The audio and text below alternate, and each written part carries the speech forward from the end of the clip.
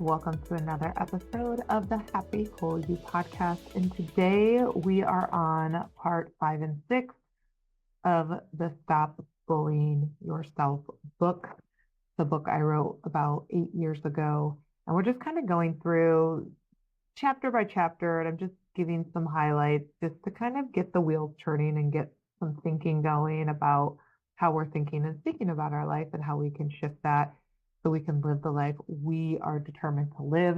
Those of you on YouTube, you can see the book is right here.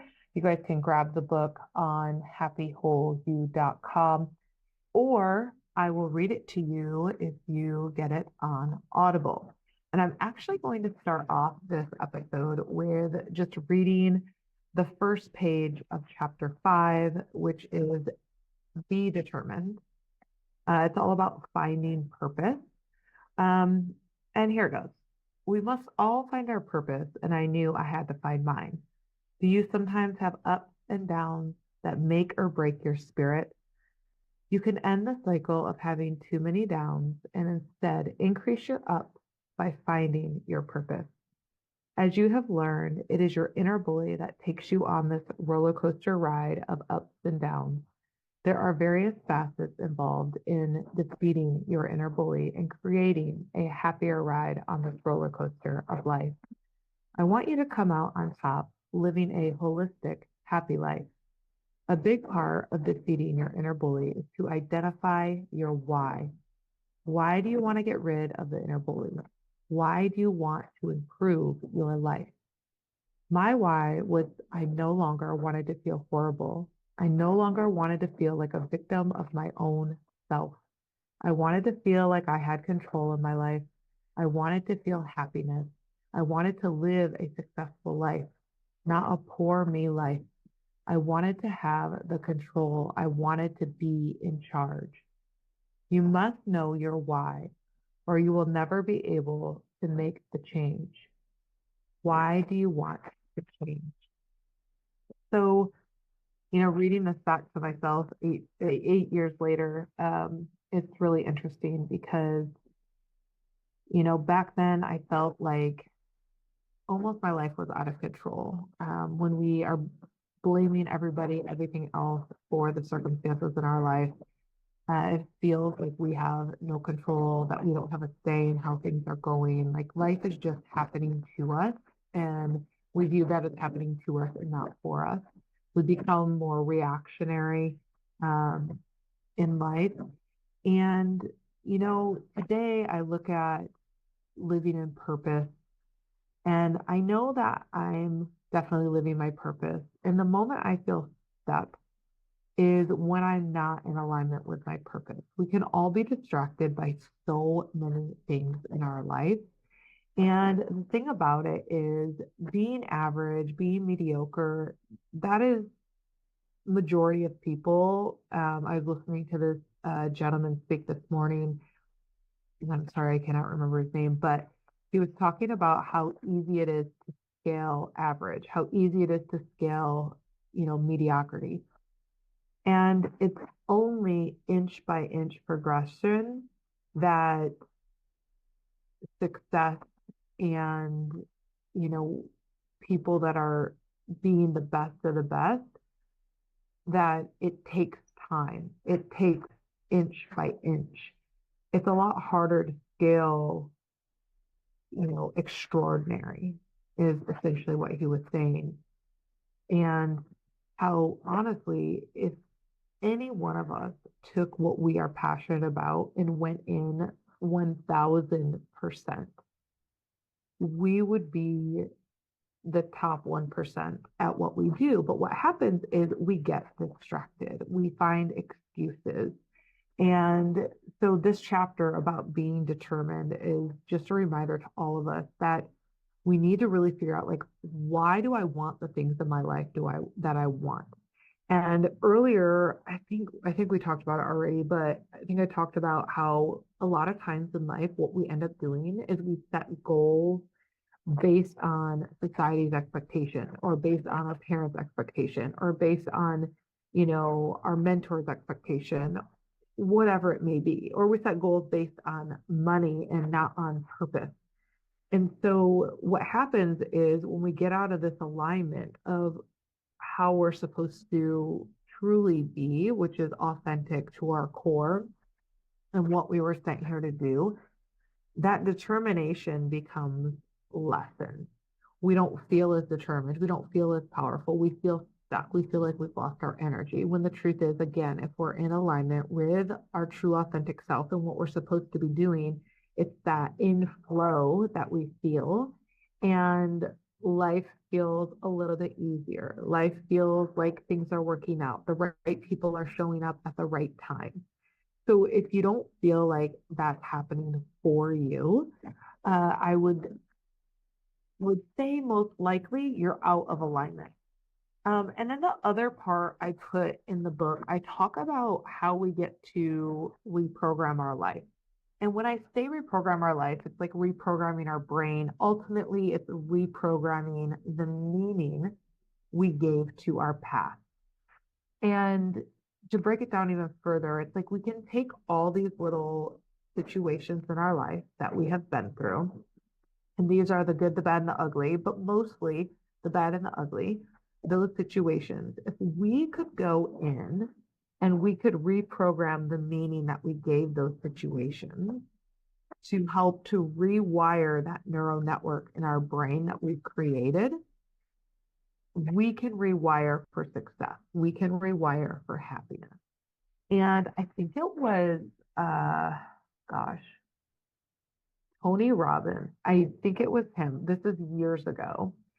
I remember, I believe he was talking about neural networks, and he was talking about how what ends up happening is we start creating these neuro associations that create these neural networks and these associations that are actually false.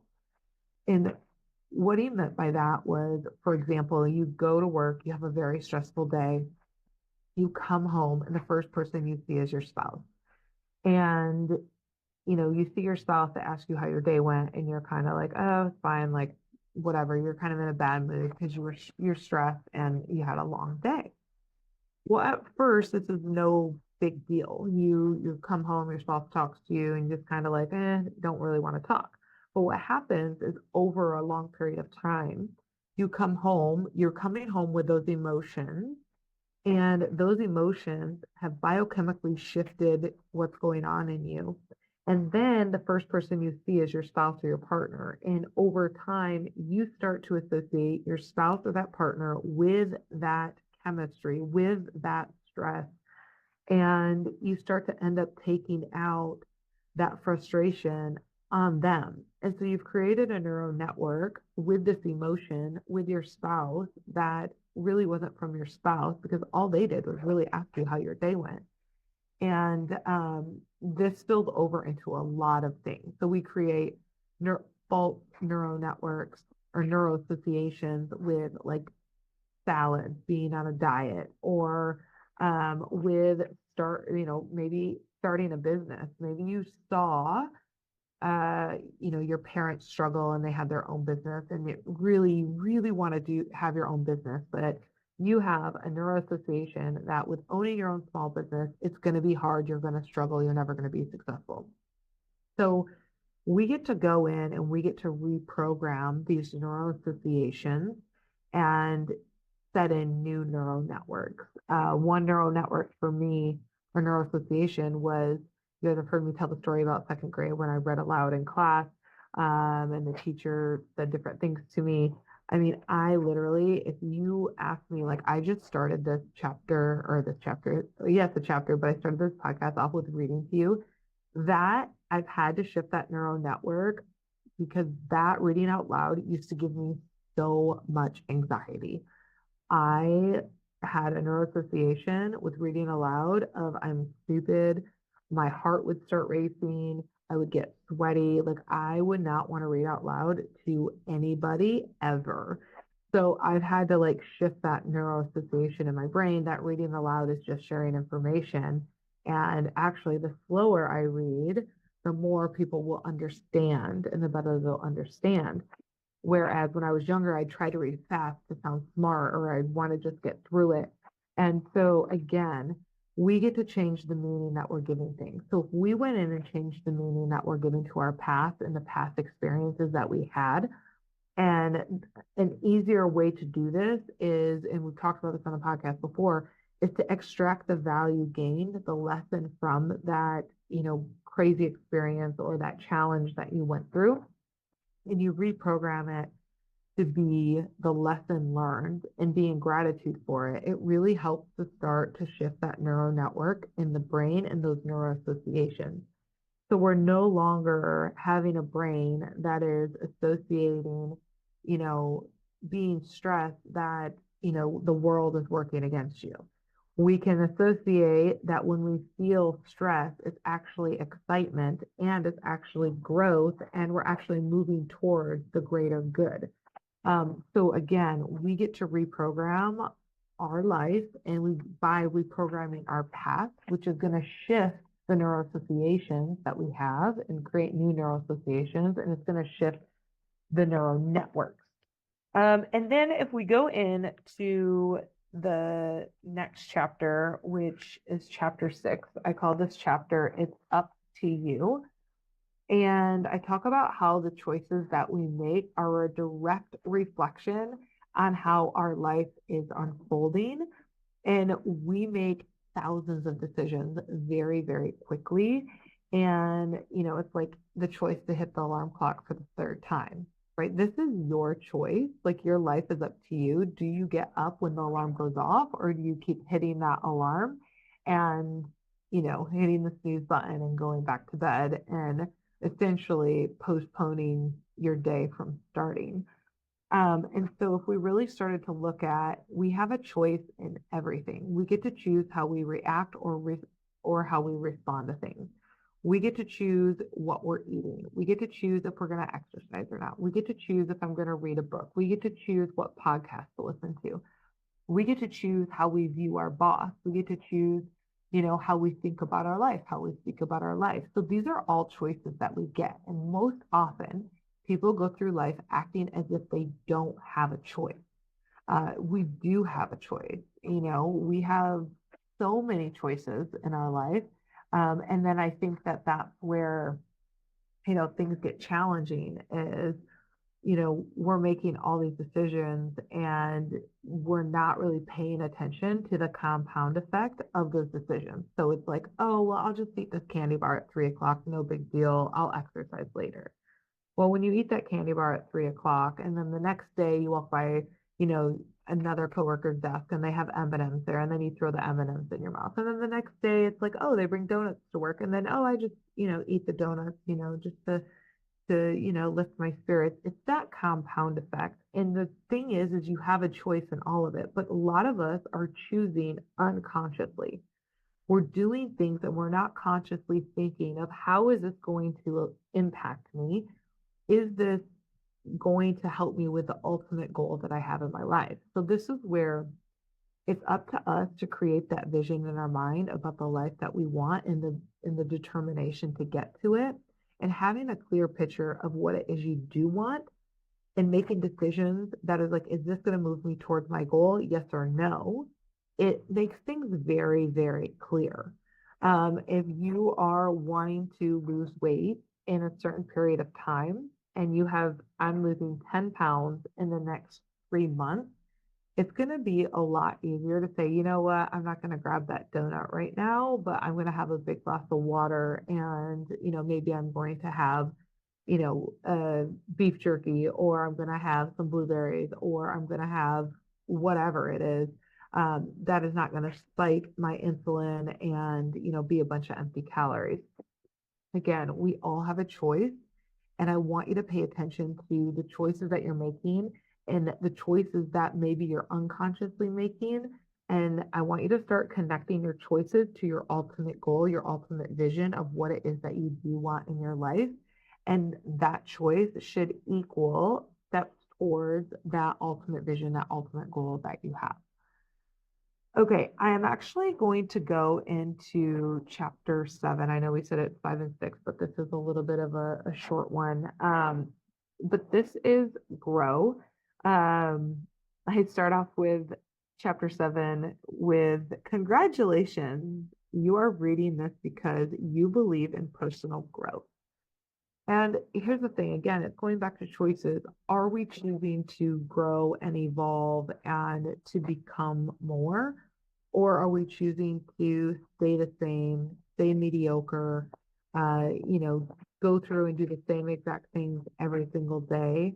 And listen, if this is you and you like to, just do the same things every day because it's comfortable to you and you're very satisfied where you're at, well, one, you're probably not listening to this podcast, but if you are, um, you probably will wake up someday and be like, where did my life go? Like, what am I doing? What is my purpose? I feel like even if people try to tell themselves they're comfortable and everything's okay and that's where they want to be, I feel like there's something within all of us that is like, do more, keep going, evolve, grow.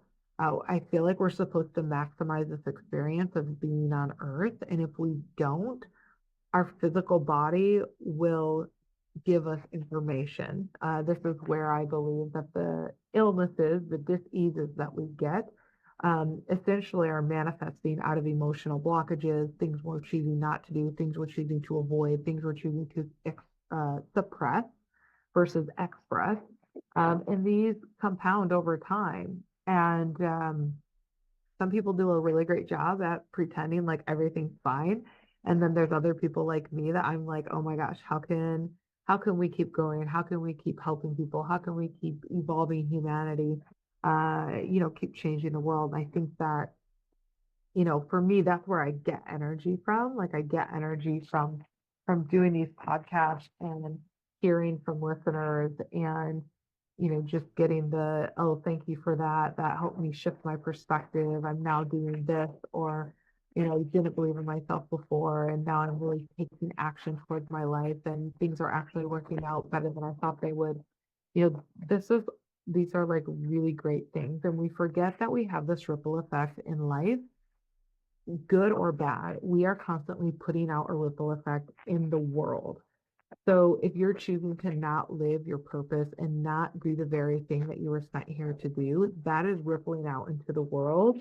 And just as if you choose to live your purpose and do the things that you're sent here to do, this is rippling out to the world. There are good ripples, there are bad ripples. Everything is constantly in motion, and for every action, there's a reaction. And I believe, if we're not living our purpose, the body will speak to us. It is going to tell us, or the universe is going to do something to shift us, change the trajectory of our life, to wake us up, to shake us up, to say, hey, you need to take a look at things. But it's up to us to grow and to continue to be curious about our life and where we're going and how do we get there? What's the purpose? Who can I bring along with me? Who can help me? And so when it comes to, you know, our life, it's very important for us to reprogram that path that is getting in the way of us living as our true authentic self and us living in the purpose that we are meant to live. It is up to us to do the work to reprogram that, to get into action to the things that we should be doing.